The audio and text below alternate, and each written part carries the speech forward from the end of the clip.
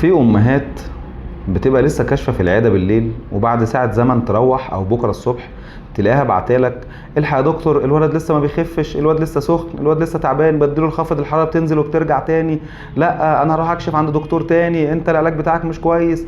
الامهات الاوفر دي بتبقى ماده خام للاشتغالات. تروح للدكتور، طبعا الدكتور حاجه من الاتنين: يطلع عنده ضمير ويقول لها على فكره ده العلاج كان كويس بس انت اللي مستربعه، اصبري على العلاج وخدي العلاج واصبري، الزمن جزء من العلاج.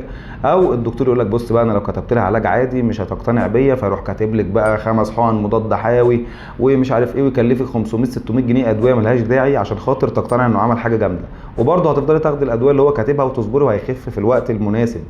ادام الدكتور قال لك الحاله تمام مفيش مضاعفات، احنا بس عايزين ناخد الدواء ونصبر، يعني الدور ده مثلا بياخد من 3 ل 5 ايام، هتصبري ال3 ل 5 ايام والحاله هتبقى كويسه.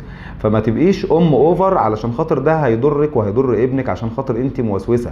فالامهات المهمله وحشه، والامهات اللي بتافور برضو وحشه. يا ريت تكوني عاقله، امسكي العصايه من النص، ما تكونيش مهمله وتسيبي ابنك يتدهور وتدي ادويه غلط من على النت ومعرفش ايه ووصفات ازاي، ولا تكوني موسوسه عايزه الواد يخف دلوقتي حالا. مفيش حاجه اسمها كده في الدنيا ولا في الطب.